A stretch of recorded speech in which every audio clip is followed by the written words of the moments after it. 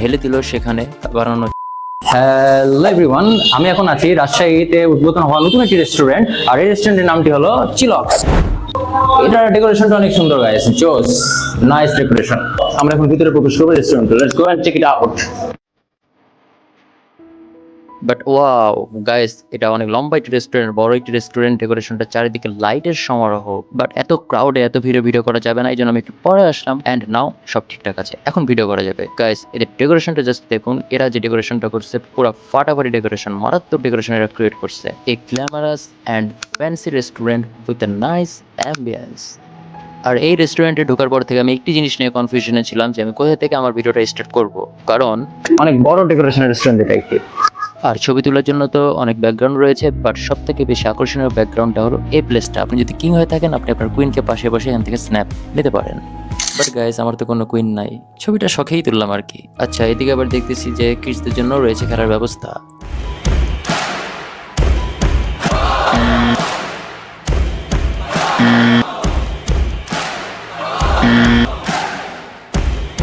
আজব ব্যাপার, কি আর করার বন্ধুরা, বাট না, এটা ফেয়ার ছিল না। আর এখন যদি না হয়, আমি আইডি চ্যানেল সব ডিলিট করে দেবো গাইস। বাট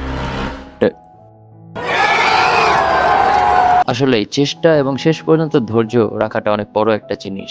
আমি আমার লাইফের অনেক জিনিস কুইট করে দিছি, বাট এটা ঠিক না। আমার এই খেলার চেষ্টা এবং ধৈর্যের সাথে এই রেস্টুরেন্টের কাহিনীর মিল আছে গাইস। কিভাবে? আমি এখানকার কর্তৃপক্ষের সাথে কথা বলে অবাক করার একটি বিষয় জানতে পারছি। সেটা হলো, আমি এখন যার উপর দাঁড়িয়ে কথা বলতেছি, এই রেস্টুরেন্টটা এক সময় রাস্তার ছোট্ট একটি ফুডকার্ট ছিল। বাট নাও রাজশাহীতে এই প্রতিষ্ঠান সহ তাদের প্রতিষ্ঠান সংখ্যা বাংলাদেশের টোটাল 23টা, যার মধ্যে ঢাকাতেই রয়েছে 16টা এবং বাকিগুলো বাংলাদেশের বিভিন্ন জায়গায় ছড়িয়ে ছিটিয়ে রয়েছে। ইয়েস গাইস, এই রেস্টুরেন্টটাই ছিল 2016 সালের রাস্তার পাশের ছোট্ট একটি ফুডকার্ট। চেষ্টা এবং ধৈর্যকে আমি বাহবা জানাই।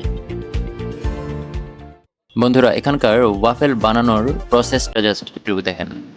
তরল অবস্থায় এগুলো সম্পূর্ণ চকলেট সেগুলো ঢেলে দিল সেখানে।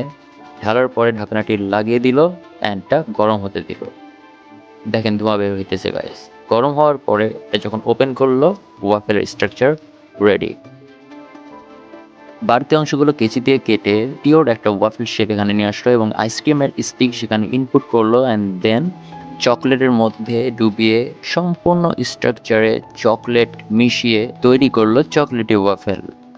But I am গনা try red velvet waffle. এখন যেটা বানানো চলতেছে এটা হলো রেড ভেলভেট ওয়াফেল।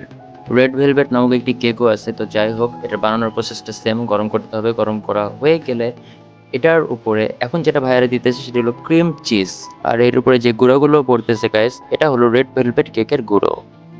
রেডি হয়ে গেল রেড ভেলভেট ওয়াফেল। তৈরি হচ্ছে বারবিকিউ মোমো, আর উপরে লাগানো হচ্ছে বারবিকিউ সস।